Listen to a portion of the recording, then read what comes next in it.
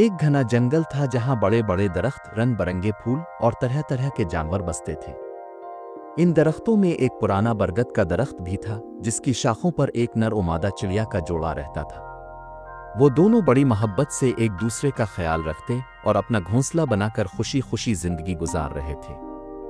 बहार का मौसम था, हवा में खुशबू और हर तरफ हरियाली थी।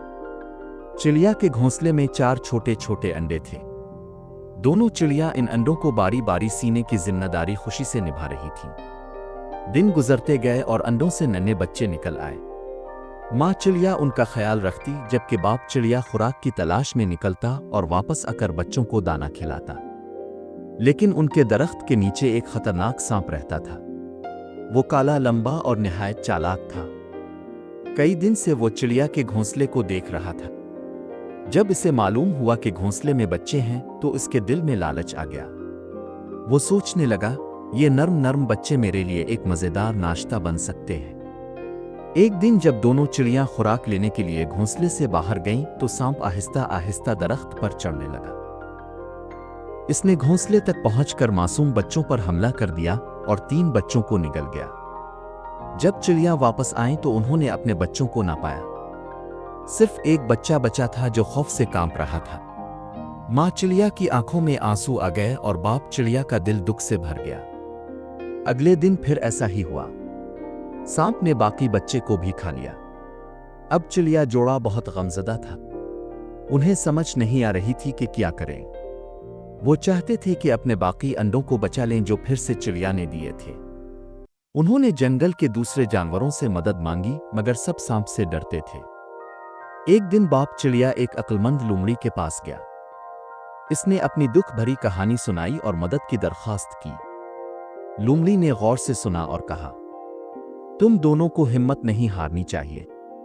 सांप चालाक है लेकिन हम इससे भी ज्यादा चालाकी से काम ले सकते हैं।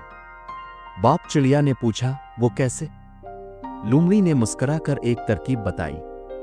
चिड़िया जोड़ा वापस गया और रात भर इस तरकीब पर गौर करता रहा।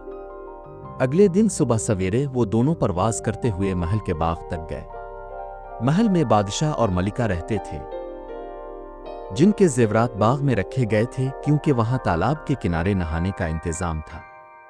चिड़िया ने लोमड़ी की तरकीब के मुताबिक मलिका के जेवरात में से एक चमकता हुआ हार अपनी चोंच में उठा लिया और उड़ गई। महल के मुहाफिजों ने फौरन शोर सुना और चिड़िया के पीछे दौड़ने लगे।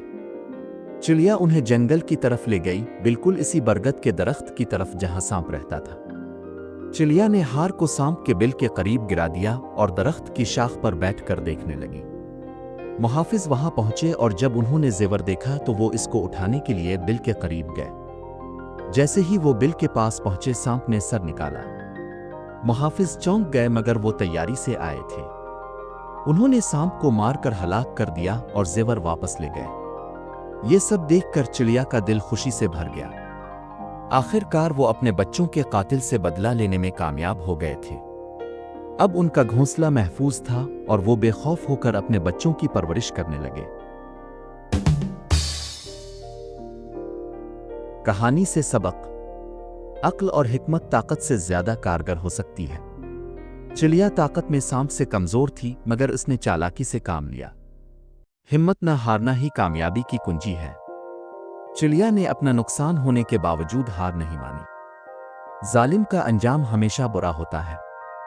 सांप ने दूसरों को नुकसान पहुंचाया, आखिरकार इसे सजा मिली। दोस्ती और मशवरा अहम होते हैं। चिड़िया ने लोमड़ी से मशवरा लिया जिससे मसला हल हुआ।